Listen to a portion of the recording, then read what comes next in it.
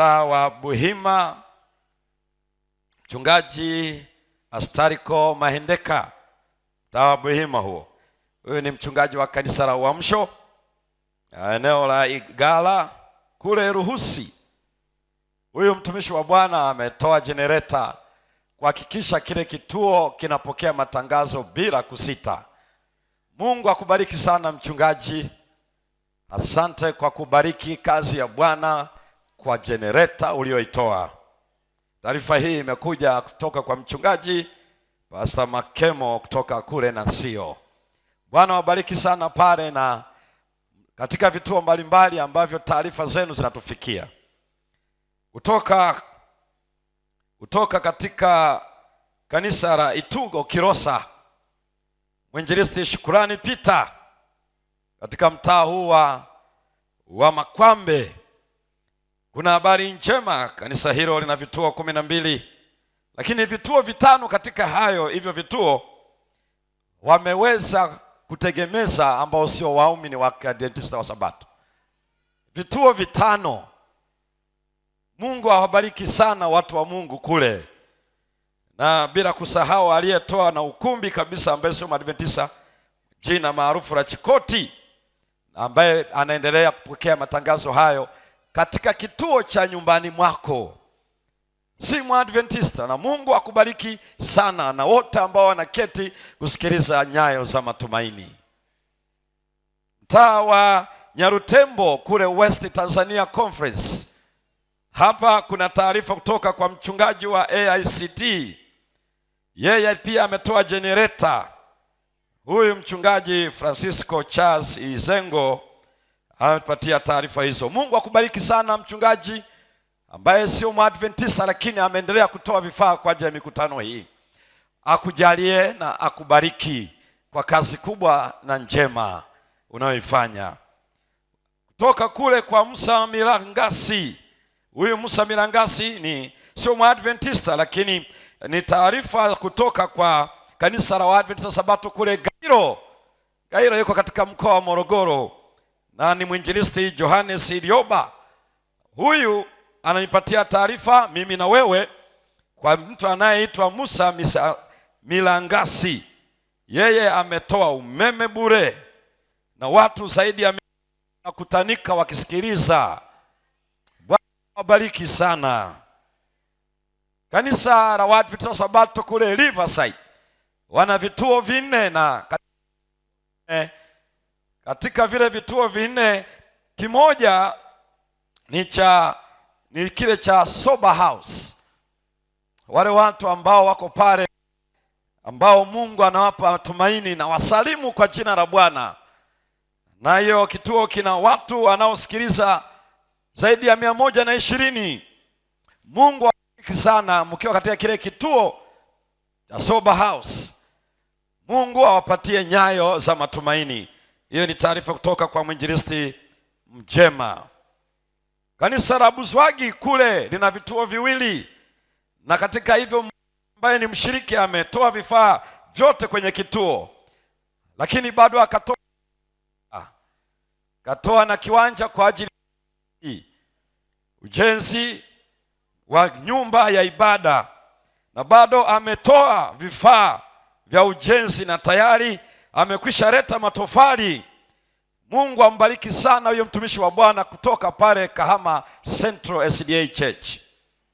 Kule DRC Congo Kivu Field. Hapa kuna redio inaitwa Rwese FM Radio. Hii ni sauti ya matumaini. Maelfu wanabarikiwa sana. Bwana abariki sana katika chombo hicho ambacho kinaunganika na mikutano hii ya Nyayo za Matumaini. Mama Elvirina ambaye ana miaka 70. Huyu ni bibi huyu. Na mjukuu wake ambaye anaitwa Egra. Ni mkazi wa mtaa wa Tumbugwe Juu. Yeye na mjukuu wake wamepokea habari za Nyayo za Matumaini. Wakati wanatiwa moyo kwa ajili ya ubatizo akasema ngoja nikatafute hela kwanza maana nisipata hela kwa ajili ya ubatizo.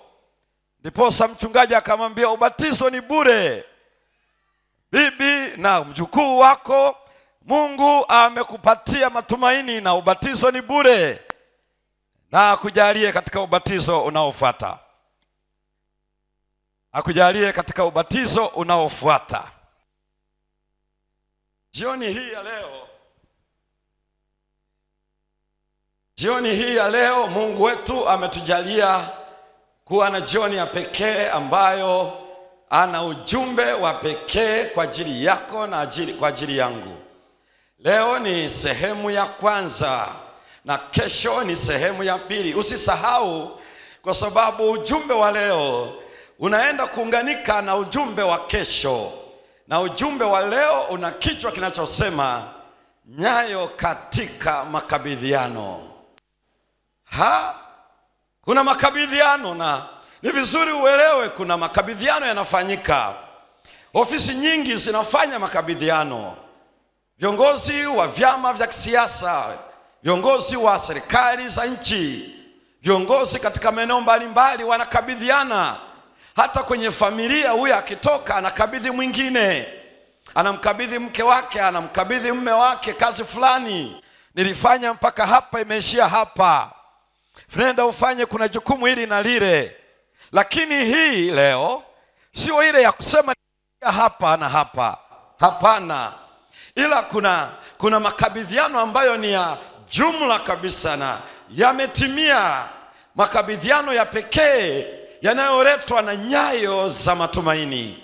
Jioni hii nikukaribishe, ukiwa hapo nyumbani, ukiwa hapo kwenye ukumbi, ukiwa hapo kanisani, ukiwa barabarani, hebu pata nafasi kwa dakika moja tu, zungumza na Mungu wetu katika sala, alafu tuendelee kusikiliza neno lake. Tuombe. Asante Mungu wetu jioni hii kwa neno lako unalokwenda kutujulisha sisi watoto wako, nyayo za makabidhiano. Tubariki kwa neno hili na tujalie kuitikia sawa sawa na mapenzi yako, katika jina la Yesu Kristo, amina.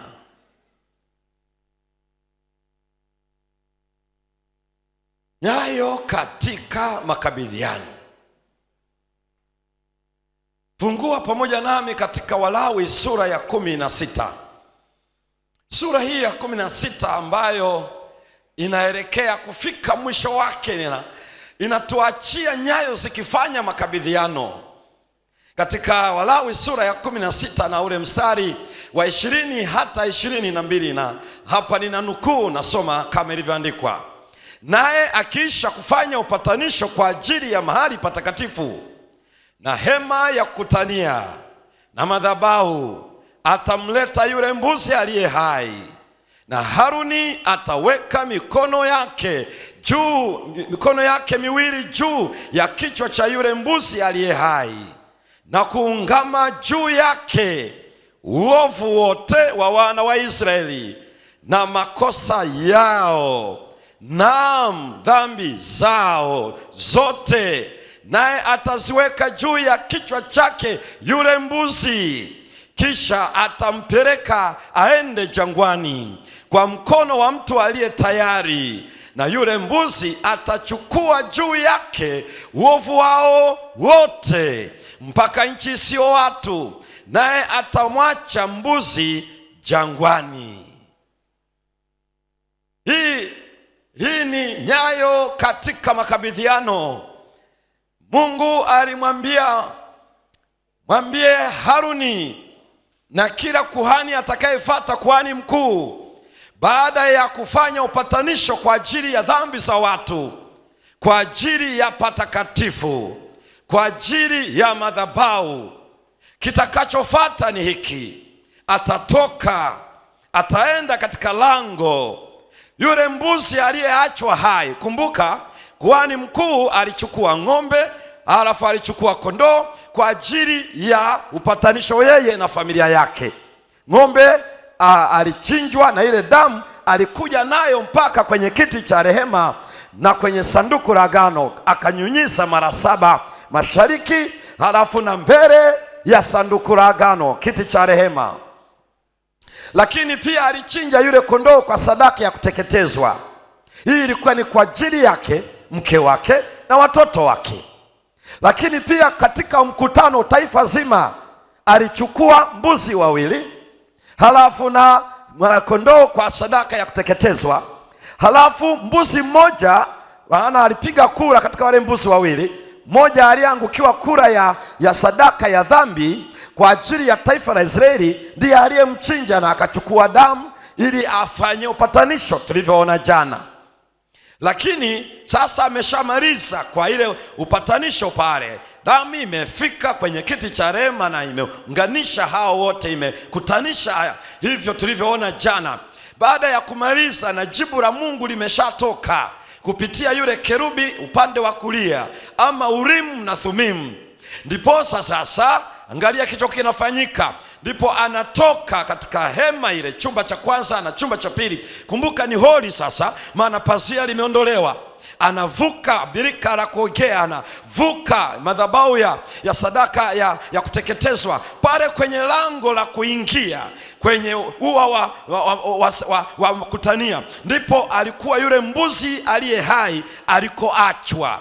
Kwa hiyo akifika pale, kuhani kwa mujibu wa kitabu cha Walawi sura ya 16 na mstari wa 20 hadi 22, anasema akifika kwa yule mbuzi aliye hai, aweke mikono yake yote miwili na aungame mambo matatu.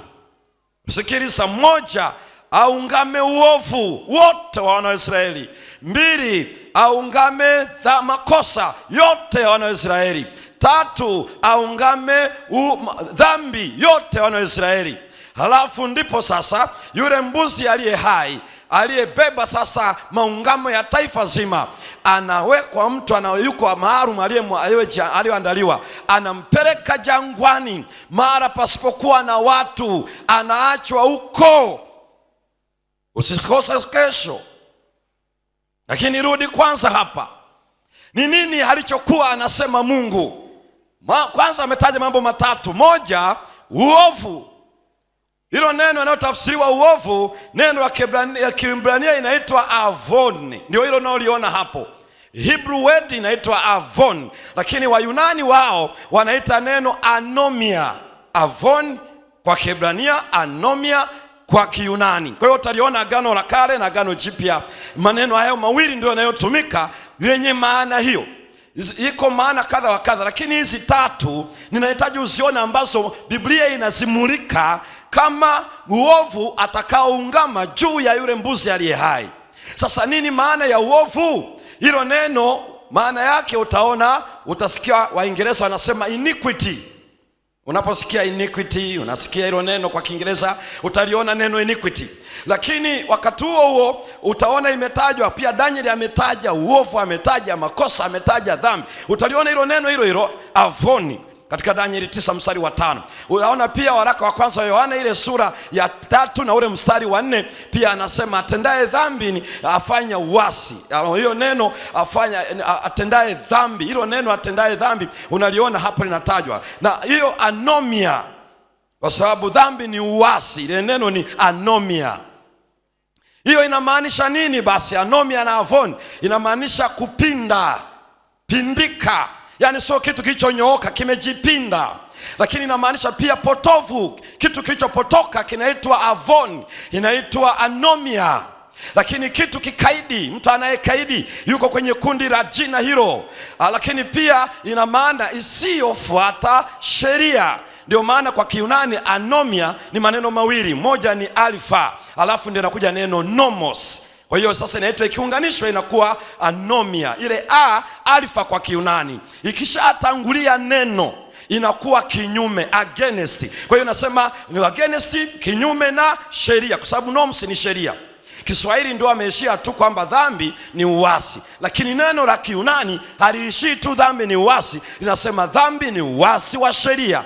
Anomia, against norms, against the law, yani ni kinyume na sheria, kutokuwa na sheria. Kwa hiyo avon ama anomia ni kutoishi, ni kutotenda sawasawa na sheria. Kwa hiyo ametenda tofauti na ilichotamkwa na Mungu kisitendeke. Kwa hiyo anasema ungama dhambi zinazotendwa kwa kuvunja sheria, hiyo inaitwa uovu.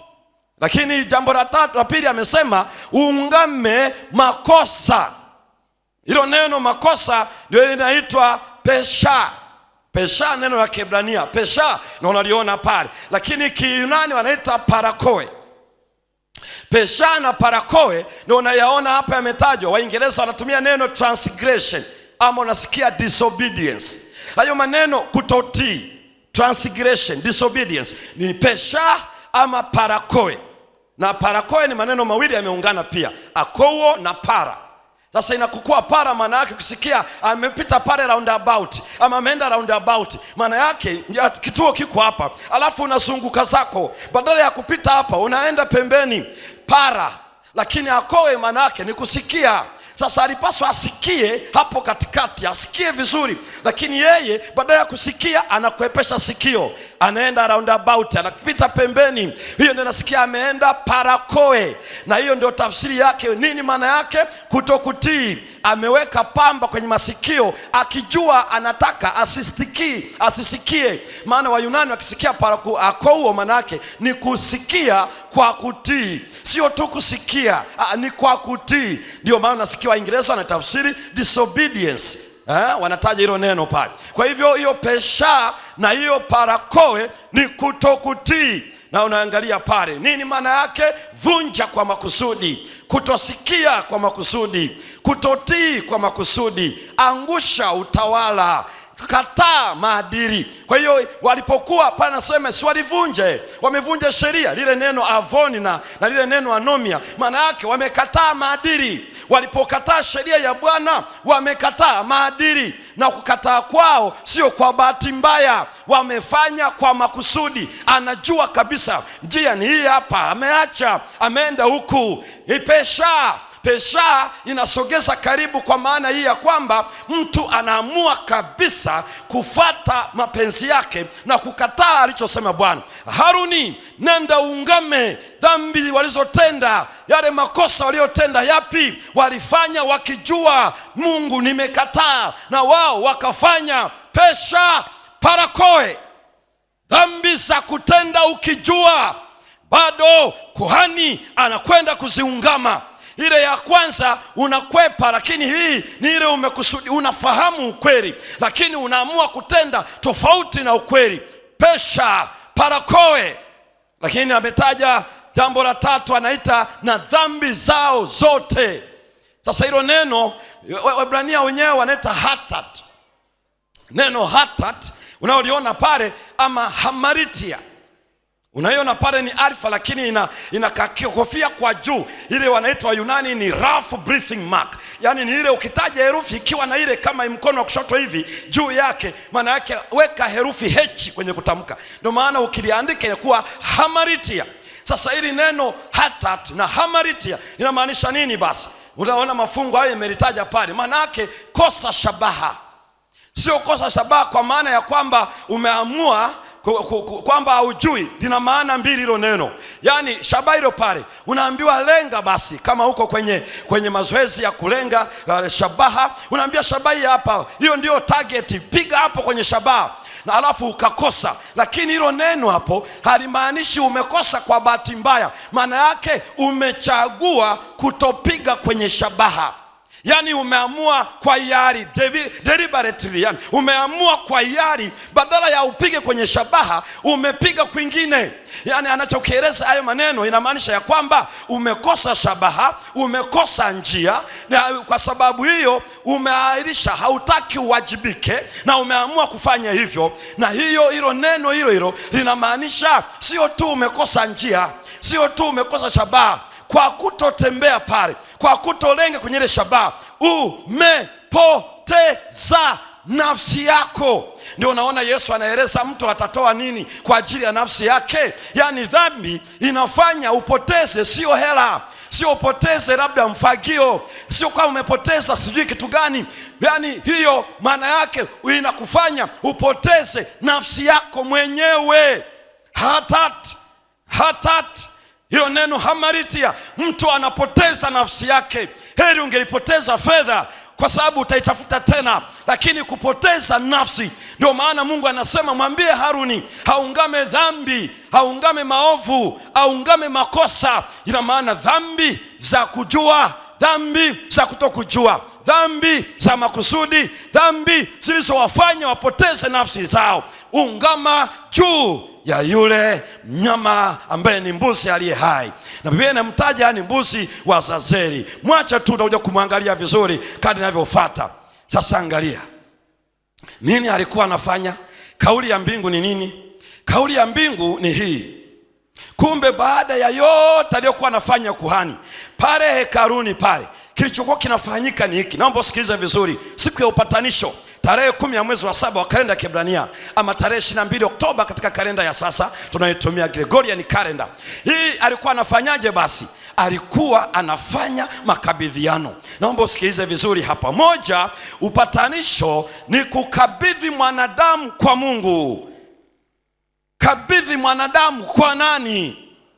Kwa Mungu. Kwa hiyo kuhani alipokuwa anasogea mbele za kiti cha rehema, kumbuka amebeba damu za wote waliomwamini. Kwa damu yake wako ndani yake. Kwa hiyo anapokuja mbele za kiti cha rehema juu ya sanduku la agano, anakwenda kukabidhi wanadamu wote waliotubu.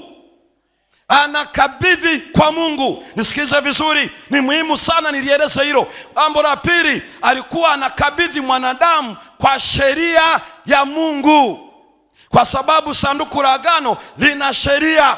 Kwa hiyo kuwaleta na ile damu ikagusa kwenye ile sheria, maana yake na wakabidhi kwa sheria. Takuja kuieleza vizuri sasa hivi, muda sio mrefu. Na wakabidhi kwa sheria ya Bwana. Hii inamaanisha nini? Inamaanisha ya kwamba walikuwa hawapatani na sheria. Ndio maana Avoni, ndio maana Hamaritia, ndio maana Hatati, ndio maana hiyo maneno yote ya Parakoe, walikuwa wametenda kinyume na sheria, walifarakana na Mungu moja. Ndio maana na wakabidhi kwa Bwana na warudisha tena kwa Bwana. Lakini jambo la pili, walifarakana na sheria, ndio maana waliikanyaga, wakafanya roundabout, wakaizunguka, badala ya kulenga shabaha wakapiga kwingine. Sasa upatanisho unawakabidhi kwa sheria, maana yake inawaunganisha tena wawe na uhusiano, inawakabidhi pale. Sikiliza jambo hili, katika haya mawili, kuwakabidhi kwa Mungu, kuwakabidhi kwa sheria, wanakuwa na uhusiano mzuri na sheria ya Mungu. Wakishakuwa na uhusiano mzuri na sheria ya Mungu, sio washtakiwa tena, ni wale ambao wametakaswa, wale waliobadilishwa tabia zao za maadili, wametakaswa. Kwa hiyo hawana shida tena na sheria, maana sasa ni marafiki. Sheria iko ndani ya mioyo yao, na lakini pia Bwana yuko ndani yao. Kwa hiyo kuhani akishamaliza jambo hilo, wote walioungama, wote waliotubu, wote waliomwamini Yesu wakabatizwa kwa mujibu wa kauli ya Yesu ya Marko 16 mstari wa 16, aaminie na kubatizwa ataokoka. Kwa hivyo kuhani anachokifanya, anaacha wanadamu hapo, anawabakiza hapo. Kwa hiyo makabidhiano ya kwanza ya siku ya upatanisho ni kukabidhi mwanadamu mikononi mwa Mungu. Yule aliyeungama, yule aliyetubu, kabidhi kwa Bwana, kabidhi kwa sheria yake, maana tayari sasa ameachwa pale. Sasa angalia jambo la tatu linalofanyika hapa. Ilikuwa ni makabidhiano, anakabidhi dhambi kwa kuhani. Hii ni habari ya ajabu sana. Kuhani anapofanya ile huduma mbele za kiti cha enzi pale, anapofanya ile huduma katika kiti cha enzi pale, kwa kiti cha rehema ambacho kuna sanduku la agano, alichokuwa nakifanya, anaikabidhi dhambi kwa kuhani. Hapa naomba usikize vizuri, sikiliza vizuri. Akishakabidhi watu waliotoa maisha yao kwa Mwokozi ambaye ni kuhani mkuu, wakishakabidhiwa, kinachofanyika, dhambi yao ambayo ni damu ile imegusa kiti cha rehema, imegusa sanduku la agano, na kitendo hicho wamebaki pale, wamesuluhishwa, wametakaswa. Lakini kitendo hicho cha kuigusisha pale na kwenye kiti cha rehema pamoja na sanduku la agano, ilikuwa sasa ni kutoa dhambi pale mbele za Baba kwenye kiti cha rehema, kwenye sanduku la agano. Sasa inakuja katika maisha ya kuhani mkuu. Ngoja nikutofautisha kidogo hapa. Wakati kuhani mkuu anapochinja yule mbuzi ili aje aanze huduma ile, amekuja na damu. Ile damu anayokuja nayo ni ili iende pale kwenye ikulu, lakini haijaingia kwake. Naomba usikilize kidogo hapa. Kuna kitu kinachofanyika. Ina dhambi sasa, ikishafika pale, alikuwa ailete dhambi aliyoungama mbele za Baba, lakini ikishafika pale, kitendo cha kupokelewa wanadamu walioungama, wale waliotubu, waliomwamini Yesu, waliobatizwa, ndiposa ile dhambi sasa inatoka hapo mbele za Baba kwenye kiti cha rehema, inakwenda katika maisha ya kuhani mkuu. Sasa sikiliza sasa hapa. Kuhani mkuu anapotoka pale, dhambi imetoka hapo, haipo tena dhambi. Ndiposa anakuja, ila wadhambi waliosamehewa, waliotakaswa, wamebaki pale, hawana dhambi tena. Nisikilize ndugu zangu, ndio maana nawaambia habari njema jioni ya leo.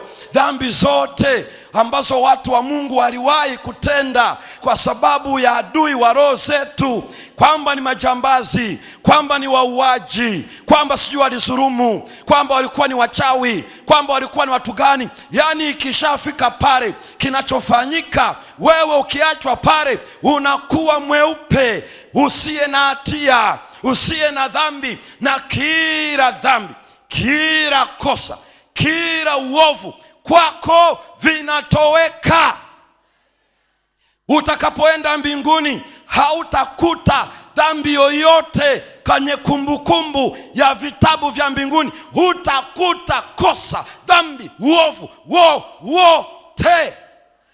Ndio maana nakueleza jioni ya leo, usiteswe na hatia kwa sababu ya dhambi ulizofanya, kwa sababu ya makosa. Hata kama ulikuwa unaroga, mbinguni hiyo sinema utaikuta. Unapomwamini Yesu, kila rekodi inayohusu uovu vinafutwa, kila kitu kinafutwa. Na sasa anakabidhi, kuhani anakuja akiwa ana dhambi sasa ya dunia nzima. Na usisahau, huyu ni kuhani Yesu Kristo, ana dhambi sasa ya dunia nzima.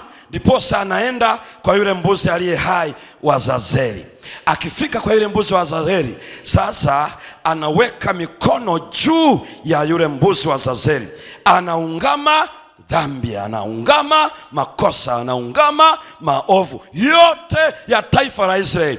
Kwa maana ipi? Anaungama maovu yote ya taifa la Israeli ya kiroho, taifa la Mungu, kanisa la Bwana, waumini wote waliomwambia Yesu, chukua maisha yangu, dhambi zote. Safari hii Yesu anakabidhi kwa Azazeli.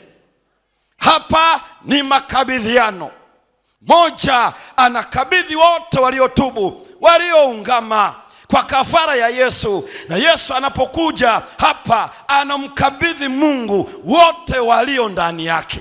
Na wanapokabidhiwa kwa Bwana, hawana tena hatia, wamesafishwa, kana kwamba hawajawahi kuzaliwa katika dunia ya dhambi, kana kwamba hawajawahi kutenda maisha ya dhambi. Wanabaki mbele za Bwana. Bwana unakabidhiwa pale, yani wewe unabaki pale. Anachotoka nacho kuhani mkuu sio wewe ulioungama na kutubu. Sasa anakuja na dhambi zako na za kwangu zinazotoka mbele za kiti cha rehema, mbele za sanduku la agano. Sasa hizo dhambi zote ziliingia hekaluni kupitia toba na maungamo ya dhambi tunayoyafanya na kubatizwa kwa jina la Yesu. Kuhani anazikuchukua, anaingia sasa kufanya utakaso mbele za Baba. Zikishafika pale, zinasamehewa, tunasafishwa, halafu zinarudi kwa kuhani. Kuhani anazo, ndiye sasa anatoka hekaluni. Anapotoka patakatifu, maana yake njia yote iko pitia dhambi. Ilipita kwenye madhabahu, ikapita kwenye pazia, ikapita kwenye sanduku la agano, ikapita hapo kwenye kiti cha rehema. Ikifika hapo, ikitoka hapo, inarudi kwa kuhani mkuu. Yani hapo imetoka hatua hizo zote, imefutwa kabisa, imenarishwa kabisa. Watu tu ndio wamebaki hapo, ila ili dhambi sasa Yesu anakuja, anaweka juu ya mikono yake, anaweka juu ya yule mnyama wa mbuzi wa Azazeli, kisha anaungama dhambi, anaungama maovu, anaungama makosa yote. Sasa angalia, lile zoezi ndio lile ambalo walikuwa wanafanya kwa Walawi sura ya kwanza, Walawi sura ya pili, Walawi sura ya tatu, Walawi sura ya 4. Ina maana mtu yetu akifanya dhambi alikuwa anakuja na mnyama, alafu anaungama, ameweka mikono yake. Kama alikuwa amefanya dhambi, alisema uongo, alimwibia mtu, alimsengenya, alifanya hiki na kile, yani anaungama, ameegemea kabisa kwenye kichwa cha yule mnyama. Safari hii anayefanya hivyo ni kuhani mkuu, na hafanyi kwa ajili ya dhambi yake, ni dhambi ya taifa la Israeli. Na kwa sababu hiyo ndiye tu ana dhambi sasa, ndiye tu peke yake aliye na dhambi. Na kwa sababu hiyo jioni hii ya leo akienda pale, anaweka kila kitu pale, anaweka kila kitu. Na kwa sababu hiyo anapoweka kila kitu pale, hii akifika hapo, kila kitu ameweka hapo, dhambi zote anazo yeye. Anapoungama juu ya kile kichwa cha mbuzi wa Azazeli, dhambi zote zinatoka kwake, zinaenda kwa mbuzi wa Azazeli. Dhambi ya kwangu niliyoungama na kubatizwa, dhambi ya kwako unaoungama na kubatizwa, dhambi ya kila mwanadamu atakayesikia akachukua hatua akamkumbatia Yesu, akajisalimisha kwake, hiyo dhambi itaenda kwa mlolongo huo, na mwisho utakabidhiwa kwa Baba kwenye sanduku la agano na kiti cha rehema. Alafu dhambi yako ile iko kwake, halafu ndiye pekee anaileta nje, anamwekea juu yule mbuzi wa Azazeli. Na akishafanya hapo, maana yake pale ndipo dhambi inakabidhiwa kwa umilele. Sikiliza vizuri, na ngoja niwaambie ndugu zangu, kwa nini niwaambia kwamba dini yoyote isiyo na Yesu ni dini hewa. Dhehebu lolote lisilo na Yesu ni dhehebu hewa. Imani yoyote isiyo na Yesu ni imani hewa. Maana mwenye uwezo wa kuhamisha dhambi ya mwanadamu kutoka moyoni mwake, kutoka kwenye akili zake, kutoka kwenye maisha yake, na kuipeleka hekaluni katika patakatifu pa mbinguni ni Yesu pekee, kwa kafara yake juu ya mlima wa Kalvari. Na kwa wote wanaoungama, ndiyo anayewachukulia dhambi zao, ndiyo tu inafanyika kuhamishwa. Wewe ukiungama na kutubu, unamkabidhi Yesu dhambi, Yesu anaipeleka pale, anakukabidhi wewe kwa Baba, anakukabidhi wewe kwa sheria, anakukabidhi wewe kwa rehema. Kisha dhambi yako ulioungama, dhambi yangu niliyotubu, inarudi kwa Yesu, na Yesu ndiye tu mwenye uwezo wa kuipeleka kwa Azazeli. Fika kwa Azazeli, Azazeli chukua uovu, chukua dhambi, chukua makosa ya wote walioamini jina langu. Hii ndio habari njema, makabidhiano yanafanyika. Kwa hiyo kupitia hapo kazi ya kuhani, Yesu anakabidhi dhambi kwa Azazeli. Hapo ndipo mambo mawili yanafanyika. Sikiliza, anapokabidhi dhambi, amechofanya ni nini? Amekabidhi uovu, uasi, makosa na wote ambao hawakuungama. Maana yake ni hivi, kumbuka wao tayari wako nyuma ya Azazeli. Kwa kuwa hawakumpa, maana yake moja kwa moja wana Azazeli. Ila wote walioungama na kutubu, sasa dhambi hizo zinarudishwa kwa Azazeli, zinawekwa kwa Azazeli, anapokea, anakabidhiwa. Na mwisho ndipo unasikia wenye haki wameokolewa. Kisikia ataokoka ni hicho, mwenye haki sasa ameokolewa, na dhambi zote za walioungama na kutubu zimerudishwa kwa Azazeli ambaye ni Shetani. Sasa nisikize vizuri sasa, baada ya Waisraeli kuokolewa, Mungu aliwapa sheria. Kurudisha nyuma kidogo. Mungu alipookoa Israeli katika nchi ya Misri, aliwaokoa kwa kafara. Chukua damu iweke kwenye miimo ya milango. Ikaitwa hiyo ni siku ya Pasaka, ndio ikawa mwanzo wa kuhesabu tarehe na miezi na mwaka kwa kalenda ya kiokovu ya Kiebrania. Ilianza na damu. Israeli waliokolewa kwa kafara, yani Pasaka. Na kurudisha ile masomo tulikopita. Walipofika mlima wa Horeb, nisikilize vizuri, wakakabidhiwa sheria. Sikiliza vizuri, waliokolewa na ile Pasaka, neema. Walipofika Horeb wakakabidhiwa sheria. Ndio maana Mungu alimwambia Musa akasema, na kutuma uende Misri. Utakapowatoa, ishara ya kwamba ni mimi nimekutuma, tutakutana katika mlima wa Sinai. Na ni kwenye mlima wa Sinai ndipo Mungu alikuwa anatakasa taifa.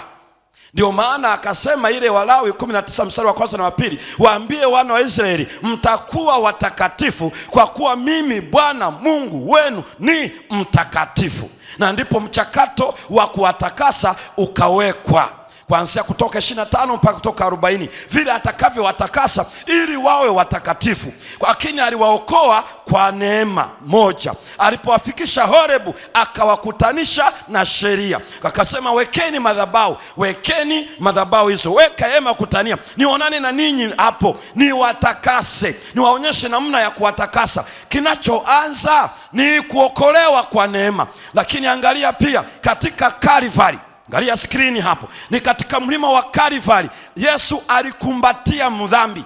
Ni kama alivyomtoa Mwisraeli nchi ya Misri, ni pale Kalvari alipokutoa wewe na mimi. Kwa kuamini Yesu ametuokoa akatutoa. Sasa sikiliza, ni katika huduma ya patakatifu ndipo ambako sheria inakabidhiwa kwa wote walioungama na kutubu. Angalia jinsi ambavyo Mungu anafanya, yaani dhambi tunakumbatiwa, wadhambi wanaotubu katika mlima wa Kalvari. Lakini katika patakatifu tunapewa Torati, tunapewa sheria, tunapewa ambayo ni haki na msingi wa kiti cha enzi cha Mungu. Haki pale ndipo tunatamkwa, tunapatanishwa na yeye. Hilo ndilo linalofanya. Ndio maana Injili ya Yohana sura ya 14 mstari wa 15, neno la Mungu linasema, na hii ni kauli ya Yesu, mkinipenda mtazishika. Watu wao wanasoma hawaelewi. Ibilisi anataka tusijue, ila Yesu ana ajenda ya kutusaidia kujua. Mkinipenda mtazishika nini? Amri zangu. Watu hawajajua ni nini maana yake. Ni hivi, mkinipenda, kwa maana jinsi Mungu alitupenda. Na hii anachosema mkinipenda, mkisema mmenipenda, mutarudishwa kwenye amri. Yaani Kalvari ndiyo inayoweka wazi habari hizo na inaturudisha kwa ajili ya upatanisho. Mtashika amri zangu. Lakini Injili ya waraka wa kwanza wa Yohana sura ile ya 2 na mstari wa 3 na wa 4, neno la Mungu linasema, katika hili twajua ya kuwa twamjua yeye, ikiwa tunazishika amri zake. Yeye asemaye nimemjua wala hazishiki amri zake ni nani? Ni nani? Ni mwongo, wala kweli haimo wapi ndani yake. Yaani huyu ni Yohana aliyekuwa mwanafunzi wa mwishoni mwa karne. Ndio maana wanaosema Yesu alipokufa aliondoa sheria, ninajiuliza mara mbili, mbona Yohana mwenyewe aliyekuwepo pale msalabani na akamchukua na Mariamu wakaenda akamlea kama ndivyo alivyofanya, mbona anasema kwamba katika hili twajua ya kuwa tumemjua yeye ikiwa tunashika amri zake. Halafu akasema yeye asemaye ninamjua Bwana Yesu, ninamjua Mungu, na azishiki amri zake ni nani huyo? Ni nani huyo? Ni muongo, wala kweli haimo wapi. Wapendwa, msimsikie shetani.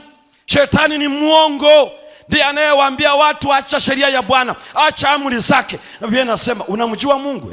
Kama unamjua Mungu, Biblia inaeleza hivi, mkinipenda mtazishika sheria, amri zangu. Kisha Yohana akasema hii ndio kumjua. Kama unamjua Mungu, tunajuaje umemjua? Biblia inasema ukishika amri zake.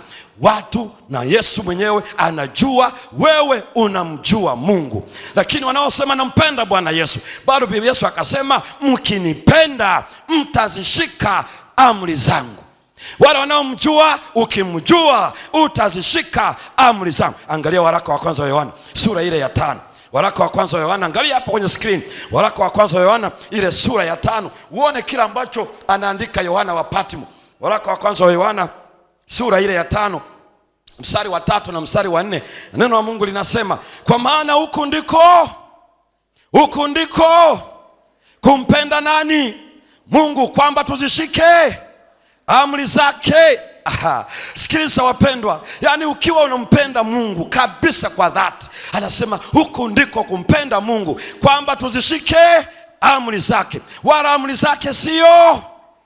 Unajua mbingu zinatushangaa tunapoona watu wanasema amri za Mungu ni ngumu, amri za Mungu ni ngumu. Sikiliza ndugu zangu, Mungu hawezi toa amri halafu akasema ni ngumu. Huku ndiko kumpenda Bwana, na kwamba tuzishike amri zake. Na amri zake sio, amri zake sio.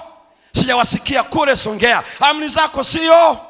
Sijasikia kule Burka, amri zako sio nzito. Na afu naendelea kunukuu, kwa maana kila kitu kilichozaliwa na Mungu hushinda ulimwengu, na huku ndiko kushindako ulimwengu hiyo imani yetu. Yani mtu akisema nina imani ya Yesu, anasema kama una imani ya Yesu inayoshinda ulimwengu, huyo anampenda, na mwenye imani hiyo anashika amri za Mungu. Na huyo mwenye amri za Mungu sio muongo. Mwenye amri za Mungu anamjua Mungu. Mwenye amri za Mungu anampenda Yesu, na mwenye amri za Mungu ndiye mwenye imani inayoshinda ulimwengu. Haleluya! Jioni ya leo hii ndio habari njema. Makabidhiano yanapoendelea, sikiliza hapa, watu wanatafuta njia ya kukimbilia anasa za dunia. Ndio maana wanaikimbia sheria ya Bwana, wanatafuta anasa. Kwa sababu hiyo wanajitia ganzi kwa madawa ya morphine, ili ya madawa ya morphine ya uongo, ili wasishike amri za Bwana. Wanajisaulisha wanajiondoa kwenye nia ya Bwana. Lakini jambo la pili, wanadumaza hisia zao kwa mvinyo, kwa karamu na tafrija na kwa starehe. Wanadhani hivyo vitu, wakisha kunywa mvinyo, wakisha starehe, wanadhani amri za Mungu hazipo. Yani usijisaulishe, ni udanganyifu tu wa shetani. Lakini vile vile wahubiri wanapotosha, wanaposema sheria ilifutwa Kalvari, wanapotosha. Matokeo, dhambi inamaliza watu wa Mungu kwa kuhubiri uongo kwamba sheria hamna, ilifutwa. Hao Ibilisi anawafurahia, anawasherehekea, maana wanaendeleza uongo wa shetani. Lakini pia wako wanasiasa wanaopuuzia sheria ya Bwana. Wanapopuuzia sheria ya Bwana, dhuluma inajitukuza. Watu wananyanyaswa maofisini, wananyanyaswa mahakamani, haki hawatoi. Ukiona hivyo ujue wenye dhamana ya kushikilia sheria ya Bwana wamepuuzia. Jamii inateseka kwa sababu ya dhuluma, ukatili unaendelea. Na hii ndio ambayo, kwa nini Biblia inaeleza kuna aina kubwa mbili za watu. Aina kubwa mbili za watu. Kundi la kwanza ni wale ambao wanaruhusu mapenzi ya Mungu yatawale katika maisha yao. Hilo ni kundi la kwanza. Wale wanaojisalimisha ili Bwana afanye makabidhiano, wanaoruhusu mapenzi ya Mungu yatawale maishani mwao, wanaoruhusu sheria ya Mungu iwe ndio inaongoza maisha yao. Lakini kundi la pili ni wale ambao Mungu anaruhusu mapenzi yao yatawale maisha yao. Jioni hii waweza chagua, lakini Kalvari inamkumbatia mdhambi. Patakatifu pa mbinguni panatusafisha kwa sheria yake, panatuunganisha kwa sheria yake. Na kwa sababu hiyo, hii ndio jioni ya pekee. Wale wanaohubiri neema warafu hawajali sheria ya Bwana, wanafananisha kama kielezo hiki. Hebu angalia kielezo hiki cha pekee, usikiliza vizuri, uangalie ambacho ni cha ambulance. Ukione kielezo hiki, wale wanaosema neema yatosha, hatuhitaji sheria, sikiliza kielezo hiki, kinanisaidia kuweka wazi juu ya jambo hili. Hebu angalia kielezo hiki cha ambulance.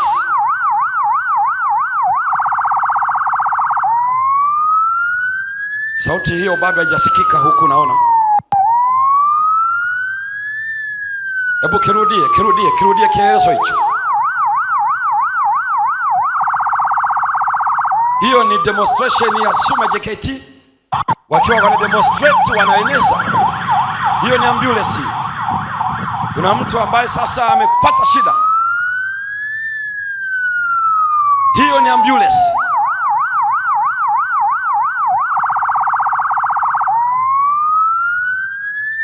Hiyo ndio watu wanaosema wanaishia tu pale.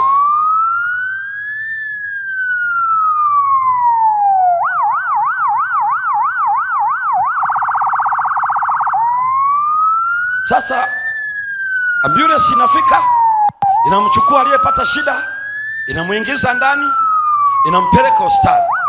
Sasa hebu angalia jambo la pekee. Ngoja malizie tu kidogo nikuonyeshe kitu cha pekee hapa. Uone kwa nini makabidhiano ni ya muhimu sana na usidharau. Asante.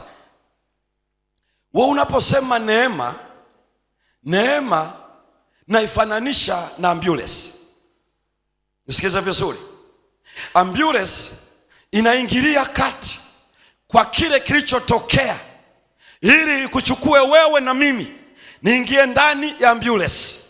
Kwa bahati mbaya watu wanafikiri neema, ukishaingia ndani ya ambulance halafu unasema tayari Bwana ameniokoa, Bwana amenitakasa. Hapana, neema ni kama ambulance inayokuja na kuwachukua wanadamu katika mlima wa Kalvari. Ilikuwa ni ambulance ya kuchukua wasiojitambua. Ndio maana Warumi ile sura ya 5 mstari wa 10 mstari wa 8, Mungu alionyesha pendo lake kwetu sisi kwamba alikufa tungali wenye dhambi, tungali wagonjwa wa kiroho, tungali bado dhambini. Mungu alileta ambulance, alileta neema. Lakini ambulance inapokuja, inapotuchukua, haibaki pale.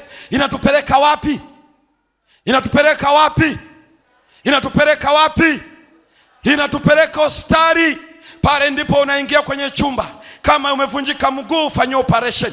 Pale ndipo unakutana na daktari ili wakugange, ili wakutibu, halafu uwe sawa, uwe na afya njema. Neema ni ambulance inayotukuta tumekuwa na majanga, tumeharibikiwa afya zetu, tumekosa, tumejiharibu. Ambulance inatuchukua kisha inatupeleka katika hema ya upatanisho. Pale ushonaji unafanyika, pale kwenye ondoa majeraha yanatokea, kwenye kuweka oili inawekwa, weka hiki na kile, piga bandage hapa, weka ganzi upande huu, hapa yuko theater, chumba cha upasuaji, maana ameletwa na neema. Na neema ikishafika pale, pale ndipo kiti cha rehema, kiti cha enzi, kiti cha hukumu, pale vikiwa pamoja. Yuko pale daktari ambaye huduma inafanyika ili wasafishwe waliomwamini Yesu, watakaswe, wawekwe mbali na uovu. Na ndipo sasa uovu wao wa kutoshika sheria, dhambi zao za kuvunja sheria,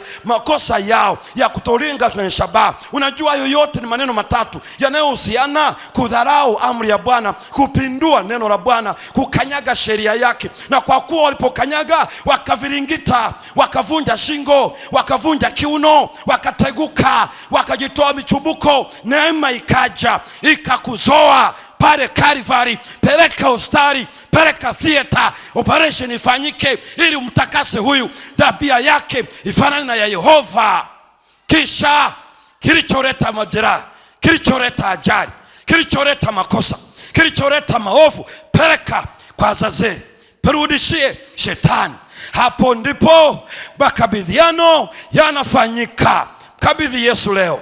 Fanya hivyo leo, jioni ya leo. Na Yesu anajua anakokwenda kukukabidhi. Atakukabidhi kwa Baba juu ya kiti cha rehema, atakukabidhi kwa sheria ulipoharibikiwa, na kisha pale utakarabatiwa, utatengenezwa ili ufanane na Mungu muumbaji wako. Kisha ile dhambi uliofanya, makosa uliofanya, uasi uliofanya, Yesu anachukua, anaenda anarudisha kwa Azazeli. Hii ni huduma na ni nyayo za kukabidhi. Kabidhi jioni ya leo. Kabidhi Yesu maisha yako, kabidhi Yesu dhambi zako, kabidhi Yesu makosa yako, kabidhi Yesu maovu yako. Na Yesu ni champion, ni bingwa, ni mtaalamu wako. Hamisha dhambi toka kwako na irudishe hekaluni. Nenda kwa Baba mbele ya kiti cha enzi, kwenye sanduku la agano. Kutokea hapo ataichukua. Wakati wewe na mimi ametuacha pale, tumeshapona, tumeshashonwa, tumeshatabishwa, tuko sawa. Kisha yale makosa yanaenda kwa yule mbuzi wa Azazeli, na hii ni nyayo zinasubiri umkabidhi. Mkabidhi leo, na yeye atakukabidhi kwa Baba ili akukarabati ufae kuishi sawasawa na neema ya Yesu, sawasawa na sheria yake, sawasawa na kile alichoagiza. Ndiposa hii katika hili twajua ya kwamba tunampenda Mungu, twajua ya kwamba tunamtii yeye, twajua ya kwamba tunamjua yeye, ikiwa tunazishika amri zake. Tuko theater, tunakarabatiwa, tunatengenezwa ili tabia ifanane na mzee wa siku. Kabidhi Mungu leo, na yeye atamkabidhi shetani. Mkimkabidhi dhambi zako leo, atazikabidhi kwa shetani. Na hii ndio habari njema, na ikiwa ni shauku yako popote ulipo, ni kwamba nakabidhi maisha yangu, na halafu Yesu utakapofanya hizo huduma ukabidhi hizo dhambi kwa shetani alizonisababishia. Jioni ya leo simama nyayo katika kukabidhi. Hii ni saa ya kila mmoja akabidhi dhambi zake kwa Yesu Kristo kwani mkuu, pale Buruka kwenye kituo, pale Songea, pale Tunduma, pale Mbeya, pale Mwanza, pale Mara, pale Kikuyu, Dar es Salaam, pale Morogoro, kwenye vituo kokote uliko, fanya makabidhiano, fanya makabidhiano. Dhambi zako Yesu anazingojea kama ambulance, alafu atakuchukua akupeleke theater, akukabidhi kiti cha rehema, akukabidhi sanduku la agano ili uishi sasa na sheria yake. Maana baada ya hapo atakuacha hapo ukiwa safi na ng'aa, kisha atarudisha hizo dhambi kwa shetani aliyezileta katika dunia, aliyonisababisha nikatenda. Na kama ni shauku yako, natoa maisha yangu nikafanane na sheria yako, nikubali sheria yako maishani, nipokee sheria yako maishani. Hebu tembea jioni ya leo kule kwenye vituo, tembea kule Tanangozi, tembea jioni ya leo kwa mara ya kwanza kabisa maishani mwako, na sema nakubali sheria yako. Na kuna ubatizo, wote wanaofanya hivyo wanafanya makabidhiano. Fanya makabidhiano jioni ya leo, tembea kama mtu anayekabidhi mafaili. Kabidhi maisha yako kwa Yesu, kabidhi jioni ya leo. Yesu atakabidhi wewe mwenyewe kwa Baba, na atakabidhi dhambi zako kwa yule shetani. Tembea jioni ya leo kule kwenye vituo, tembea kule Sanawari, tembea kule Odonyo Sambu, tembea kule Resoiti, tembea kule Tanga, tembea Rushoto, tembea jioni ya leo. Tembeeni watu wa Bwana, kabidhini Yesu, na yeye atakukabidhi kwa Baba, na atakabidhi kwa sheria yake, na kisha dhambi ulizo nazo atazikabidhi kwa shetani. Haleluya! Jioni ya leo tembeeni, jioni ya leo tembeeni watu wa Mungu. Sheria ya Bwana, sheria ya Bwana inafanya makabidhiano. Neema inapokabidhi, tembea kwenye kituo hapa Morogoro, tembea kule Msamvu, tembeeni jioni ya leo, tembeeni tu jioni ya leo. Tembea jioni ya leo kokote uliko, ukiwa uko nyumbani kwenye skrini yako unatoa maisha yako, tembea jioni ya leo. Tembeeni watu wa Bwana, tembeeni kule Lake Tanganyika, tembeeni kule Ruvuma, tembeeni kule Lindi, tembeeni. Yesu anatafuta, anasubiri umkabidhi. Kabidhi dhambi zako, kabidhi fadhaa zako, kabidhi majeraha yako. Yeye amekuja na ambulance, neema inayookoa. Atakukarabati, atakuondoa kwenye hatia.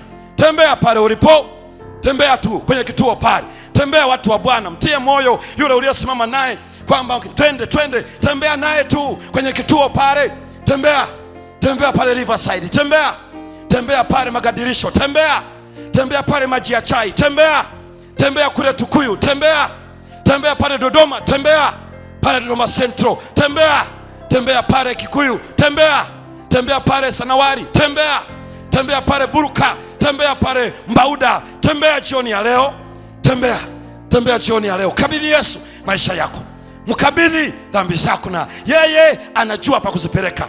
Tembea. Hii ni siku ya makabidhiano, na nyayo zinaalika watu wafanye makabidhiano. Fanya hivyo jioni ya leo. Tembea pale ulipo, tembeeni jioni ya leo. Mungu awabariki sana. Wakati mchungaji anakuja kuomba, mchungaji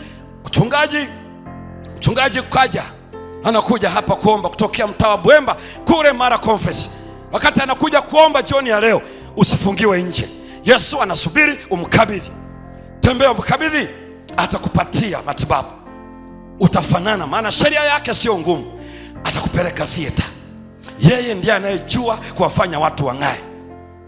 Jioni ya leo tembeeni pale mlipo, kule Bwasi tembeeni, Chimati, Makojo tembeeni, kule Buringa, Kome tembeeni, kule Nyasura tembea, kule Bariri tembeeni, tembeeni kule Bunda mjini, tembeeni jioni ya leo, tembeeni jioni ya leo, tembeeni kule Chiringe, tembeeni kule Majiachai, tembea jioni ya leo, tembeeni kule Michese,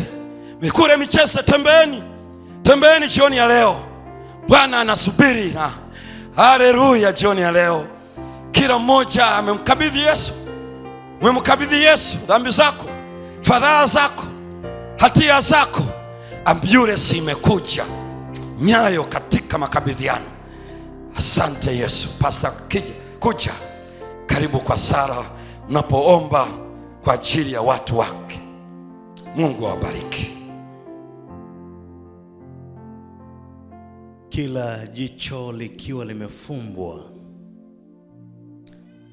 Baba mwema, tunakurudishia sifa na shukurani kwa sababu wewe uliye Mungu, kupitia nyayo zako watu wako katika vituo mbalimbali ulimwengu mzima wamepiga hatua kukufuata. Sifa na utukufu vikurudie Mungu wetu. Tumepiga hatua tukiwa wanyonge katika kituo hiki cha Kihonda, mahali kule katika miji na vijiji, tukikuhitaji Yesu. Tunahitaji sisi tulio wanyonge binadamu, tunakuhitaji Yesu ubebe mizigo yetu. Tunahitaji Yesu ututue mizigo yetu. Tunakuhitaji Yesu. Tumelemewa, tumeugua, tumenyanyaswa, tumehangaika. Jioni ya leo, ikiwa kuna mtu amekuja na mizigo yake, leo asirudi kama alivyo. Kupitia somo la jioni ya leo, leta utakaso katika maisha yetu. Ninakushukuru kwa ajili ya mama huyu aliyepiga hatua leo, kwa ajili ya kijana huyu, kwa ajili ya baba huyu. Ututakase, kisha Yesu utubadilishe na kutufanya tufae. Utufanye tufae, tupe tabia nzuri, tusing'ang'anie dhambi. Tukuinue Yesu ili utuinue kwa wakati wako. Asante Yesu kwa sababu unatupenda. Asante Yesu kwa sababu wana na binti zako wamekufuata katika nyayo yako. Yesu, tukanyage pamoja nawe milele na milele. Kwa jina la Yesu tumeomba kwa imani. Amina. Amina.